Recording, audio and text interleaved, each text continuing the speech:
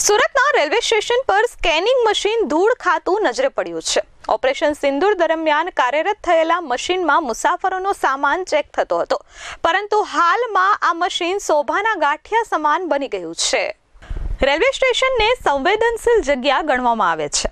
પ્રતિદિન હજારો મુસાફરો રેલવે સ્ટેશન પર આવન જાવન કરતા હોય છે। આ જગ્યા પર લોકોની સુરક્ષા તંત્ર માટે પ્રથમ પ્રાયોરિટી બનતી હોય છે। એટલા માટે જ રેલવે સ્ટેશન પર મુસાફરોનો સામાન ચેક કરવા માટે સ્કેનિંગ મશીન મૂકવામાં આવ્યું છે। દ્રશ્યમાં તમે જોઈ શકો છો કે સુરતના રેલવે સ્ટેશન પર મુસાફરોનો સામાન ચેક કરવા માટે સ્કેનિંગ મશીન મૂકવામાં આવ્યું છે।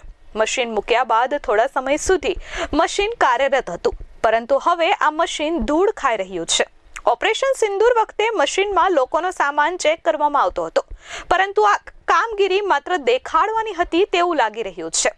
હાલ પ્રતિદિન હજારો મુસાફરો આવે છે, છતાં પણ રેલવે સ્ટેશન પર એક પણ વ્યક્તિનો સામાન ચેક થતો નથી। હવે આ મશીન માત્ર દેખાડાનું હોય તેવું લાગી રહ્યું છે।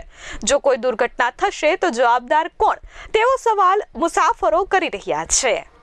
Bureau report S24 news, Surat.